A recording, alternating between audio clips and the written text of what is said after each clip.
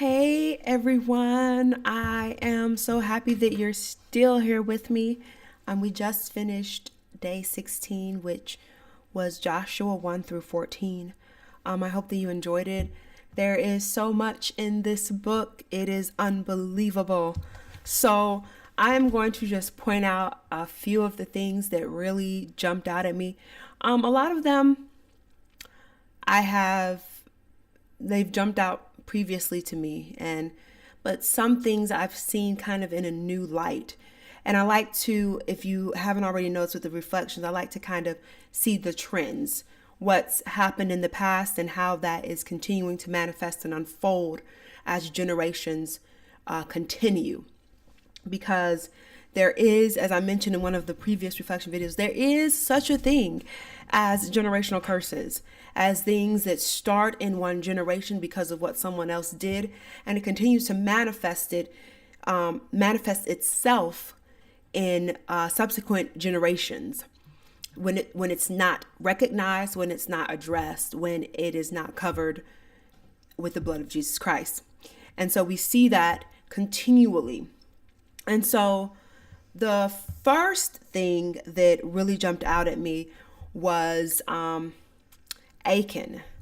Now we see Achan come into the scene of the son of Carmi about chapter 7, I believe. And what he does is he takes something that he's not supposed to. Now they have just crossed over Jericho. Jericho. They have just crossed over the Jordan. And they are now about to face Jericho, which is their first battle on this side of the Jordan. And we hear, the trumpets walking and marching around. There's so much that we could talk about there, but I know that many people really talk about that. What really stood out to me was this. We talk about Ai, what happens after he takes that. But at Jericho, God told them not to touch anything. This is the first battle after crossing the Jordan into the promised land, Jericho. And God says, don't touch it. What is the trend that we've been seeing previous to this? There's an important significance and anointing placed on the first. We see that from Genesis. There's something really special about the first. God says, bring the first of your fruits. Bring the first of your goat, of your ram, of your sheep. The first wool that you shear off of your sheep's back belongs to me. God takes the first. And he specifically told them, these things you're not supposed to touch out of Jericho. They are supposed to go to be used, the bronze, the gold, the silver, to be used in the tabernacle. Don't touch it. It is to you an accursed thing. Not to me, but to you. You take it, it's going to bring a curse onto you. And we see that Achan does not heed this warning, but he takes something, some silver and some raiment that he likes. He covets it and he takes it. Right? And you can say, I try to look at this as these are people. These are people. They have spent all of this time in the wilderness without much. Yes, they have been provided and taken care of, but they are trying to get to the land flowing with milk and honey, this land of abundance, this land that has all of these things that they have not been experiencing in the wilderness. And so I believe that it was easy to go in and to say, oh my gosh, look at all of these beautiful things. And I know God told me not to touch it, but it's so beautiful. They're not going to miss this. They're not even supposed to take the raiment to the temple. They're not going to miss this, right? No doubt he's trying to justify his actions, but he takes it. And we see that when he takes something that he's not supposed to take, that it brings a curse not only upon him, but upon his entire family. Not only upon him and his entire family, but upon the man that go to war. It says that they tried, after he took this thing in Jericho, they tried to go to battle in Ai, and they lost 36 men. So because this one person committed this one sin, This one person didn't bring what he was supposed to into the house of the Lord. He caused all of these other blameless individuals to reap the consequences of his actions. We see this with the Korah, right? When the Korahites told Moses, who are you? Who made you head of everything? We're holy too. We can do what we want to do. We're Levites. We can offer incense just like Aaron and his sons. No, you can't. The Korahites died, leaving a void because 250 of them and their families died. And their children died, creating a void not just for that generation, but for future generations. The same thing happened with Achan. His family died, leaving a void. He killed, because of his action, 36 men of valor, died. Innocent people died because one person didn't do as God had commanded. One person didn't bring the first fruits. One person didn't make the sacrifice that God had commanded them to. And what I find very interesting is that after Jericho, all of that was for God. But then what I find interesting is now in AI, God says, this is yours. So you give God his due first. And no doubt, he takes care of you next, which is pretty awesome. And so the next thing that really stood out with me was the Gibeonites. So the Gibeonites say, we have a plan. We are going to trick the Israelites into thinking that we're from a distant country, because the Israelites have crossed over this Jordan and they are killing everything in their path. They are showing no mercy on anyone. No group of people is getting away from the sword of the Israelites. So what we're going to do, we're going to pretend like we're from a far country. We're going to put on old clothes. We're going to carry moldy bread. And we're going to say, hey, you know, we're from a far country. We heard about you. We love your God. He's pretty cool. He's killing everybody. Let's be in league. So in case you come to our far country, you have someone that's in league with you, right? The Israelites failed to seek God. This is one time that Joshua does not seek God for wisdom. And so because he doesn't seek God, they get into league, into covenant with the Gibeonites. And only after they get in covenant with them do they realize, or does the revelation come, that they're not from a far off country. They're the next people to be killed.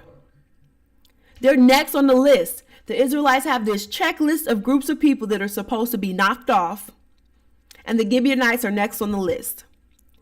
But they can't knock them off now because they've made a covenant with them. And this is the reoccurring theme we too have been talking about, God's covenant, right? Joshua, no doubt, has watched Moses, has watched Aaron, has watched the leaders before them and how they handle covenant. He's seen God work in his covenant. And he knows that when God says a thing, he doesn't change. Just because the people who he made the covenant with might have changed, just because the people who he made the covenant with might go astray or do something outside of the covenant, that doesn't change his role in the covenant. And so when Joshua makes this covenant, Joshua and the princes make this covenant with the Gibeonites, they realize that they have to abide by this covenant. They can't just now kill them because they said, oh, you lied to us. See, I've said this before, the covenant isn't about what the other person, other party does. The covenant is about you upholding your part. That's God. God made a covenant with humans. And though humans have not been upholding their part of the covenant, Israelites on down the line to modern day, God's covenant does not change. His word does not change just because we don't live up to our side. And that's what Joshua showed, a reflection of God and the covenant that he has. We made this covenant with you, the Gibeonites. And even though you lied to us, even though you said, even though it turned out you're doing stuff that you weren't supposed to do, I'm going to stick by my word and be who and do what I said I was going to do. Because that is being a child of the Most High God.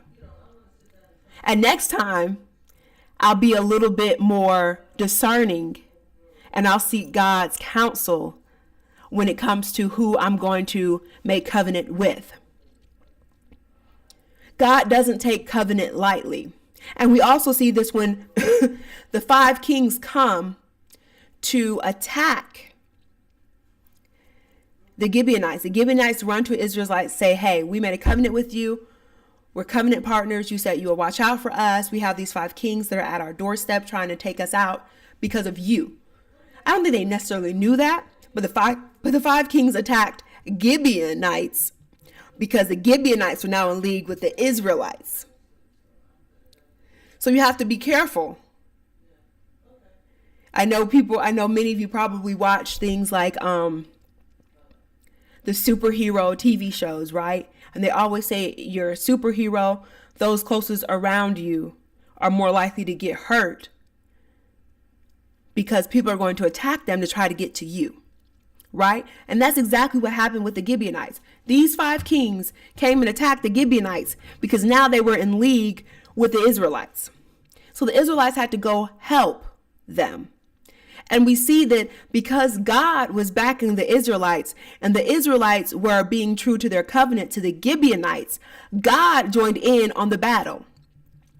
God not only rained down hailstones and killed more people with hailstones than they killed with swords, but he also made the day stand still. How freaking awesome is that? I mean, this just shows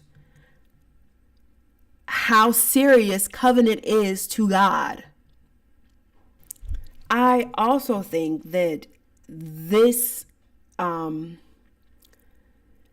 sequence of events, and this is just my opinion, kind of started and paved the way for the Israelites and their battles, right? The Gibeonites got them, stuck them with the okie doke, lied to them.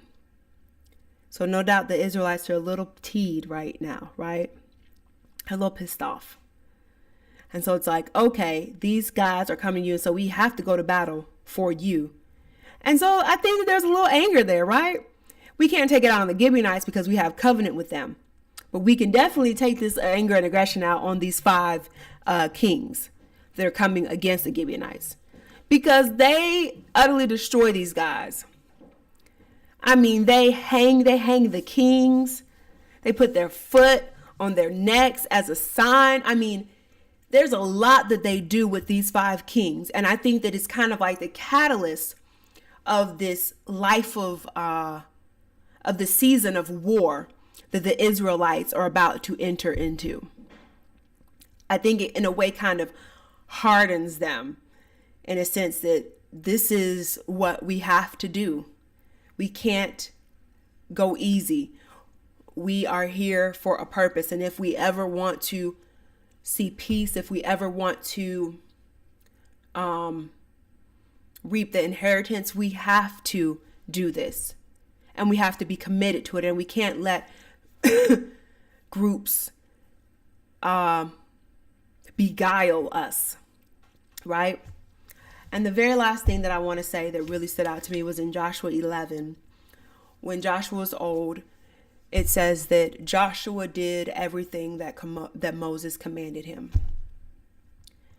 How awesome would that be to have that said of us? That we did everything. Not most, not the majority, but every single thing that God commanded Moses to tell Joshua to do, Joshua did it. he accomplished his task. And I think that that's something that we as believers should keep at the forefront of our minds, and we should strive to achieve. Everything that God has told us to do, we should do it, whether people stand by us or not. Because remember, Joshua and Caleb got to this position because they were the two that didn't bring a bad report. God said, this is the land, go get it, go take it. Joshua and Caleb said, yes, God, we can do it. We don't care about who's in there. We don't care about what they look like. We don't care about how fortified their cities are. Let's go. And they are the two that didn't bring a bad report.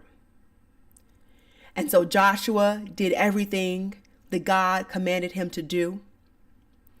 They survived the wilderness when everybody else their age and older died.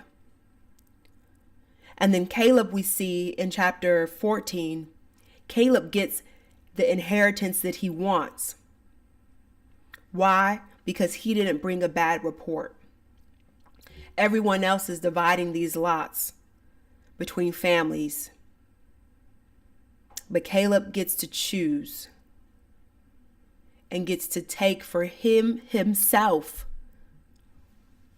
this lot, because he made a stand at the beginning and said, God, you said we can do it. You said, let's go. We believe you. Let's go. And those two men stood when everyone else around them were saying no. They stood firm and said, yes, God, we can do it. They agreed with God. And look at the benefits that they reaped because of that. When everyone else that said, no, we can't, died in the wilderness and never got to see the land of promise. So I hope to see you all back for day 17, where we are going to be reading Joshua 15 through Judges 3. Have a wonderful day. Love you all.